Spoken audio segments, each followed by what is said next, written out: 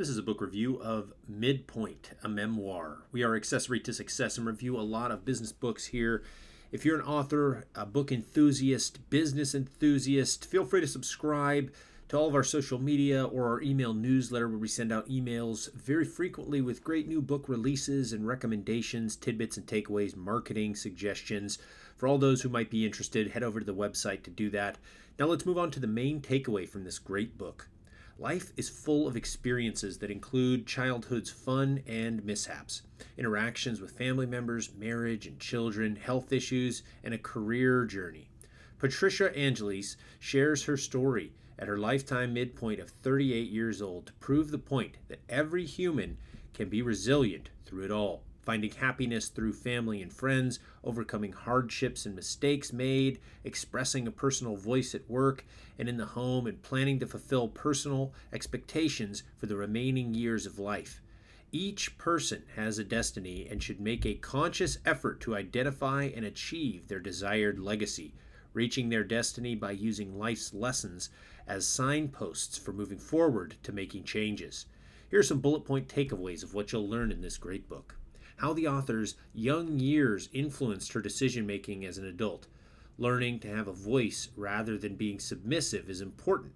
Unhappy life events are not tragic as long as you are healthy. It is crucial to create your own legacy. It is important to not remain in a comfort zone because you will not move ahead. As a woman and a minority, the author had to work twice as hard to advance her career, but always using her voice to maintain authenticity led to success. Friends and family create a critical support system and can provide sound advice if you're willing to listen. A woman can be a successful career woman and a wife and mother at the same time. Humans have the capability of being resilient when willing to learn from their life experiences. Stay motivated through good and bad times to reach your destiny. Now on to the main book summary. The book Midpoint by Patricia Angeles is divided into two parts. The first part discusses her life from 1985 to 2005, and the second part discusses her life after moving to Los Angeles in 2005. The book is so interesting because the author shares everything, including failures and unspoken thoughts. As an immigrant, her story holds inspiration and motivation for people who start a new life in the United States. She blends the joys and the setbacks in her life to encourage others to avoid mediocrity and to find the strength to always move ahead towards fulfilling the legacy a person wants to leave behind. She learns what the book Perfectly Confident offers it as advice to calibrate confidence and decision-making so that it is realistic but life-elevating. Born in 1984 in Torrance, California, Angeles' parents decided to raise their daughter in the Philippines, so they returned to the island. While still a young schoolgirl, she came to understand that not every child was as fortunate as her because she had loving parents and a soft bed, and street children did not.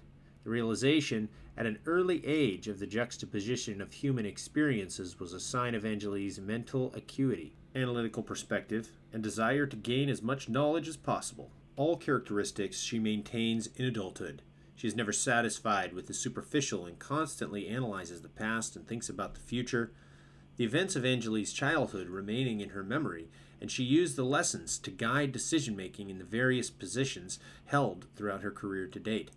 The forces of childhood experiences helped shape Angeles' future success as an adult, living up to the claims of her social scientists who said in the book Give and Take that real success is based more on interactions with others than simply hard work and luck. For example, due to the urging of a friend, she once stole a neighbor's expensive fish out of his aquarium and was caught.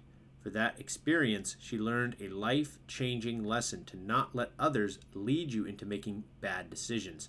These stories are told throughout Part 1, moving through events in the author's growing up years. During her childhood and college years, she developed an avid interest in reading a wide range of books, from dystopian science fiction to memoirs and historical fiction, helping her define her life philosophy. Her childhood was not always easy, but once again, the events had a direct influence on her adulthood. For example, Angeles developed social anxiety, which led her writing in journals and for school projects, and now she's an author.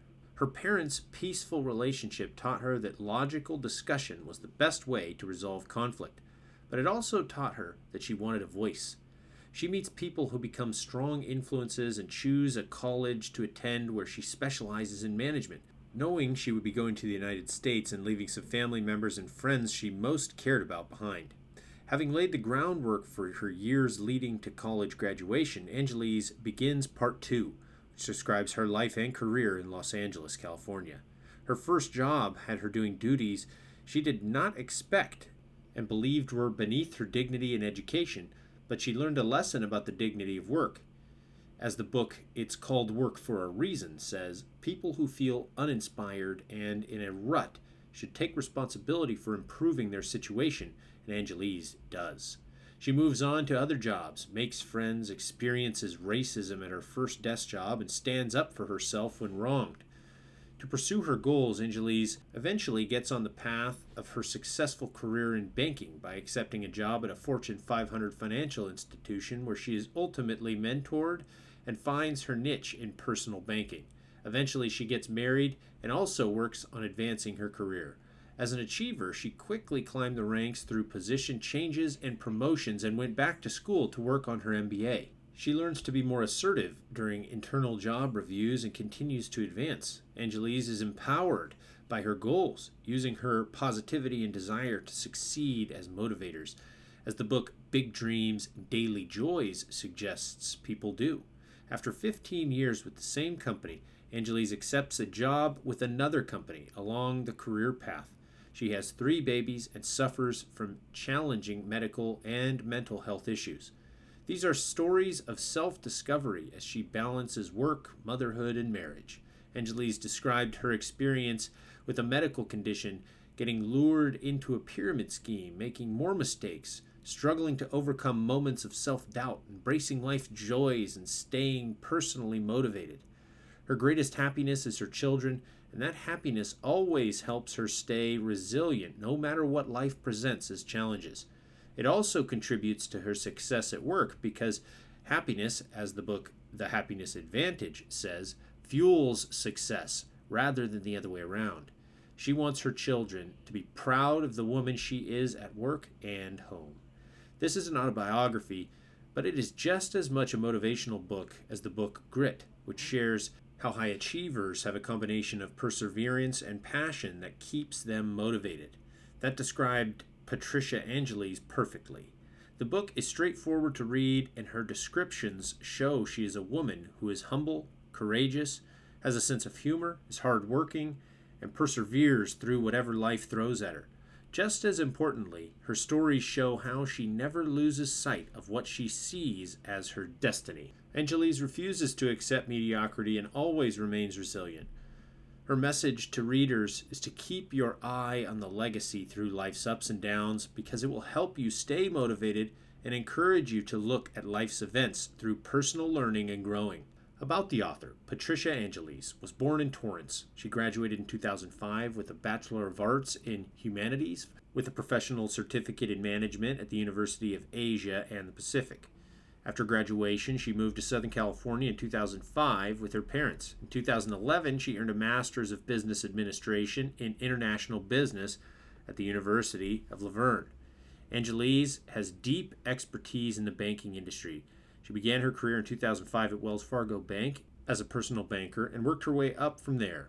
She held positions that included Treasury Management Implementation Coordinator, Treasury Management Sales Analyst, Business Systems Consultant, Conduct Risk Consultant, and Business Initiatives Consultant. While at Wells Fargo Bank, Angelise was awarded the Stellar Club Service Award and Circle of Stars.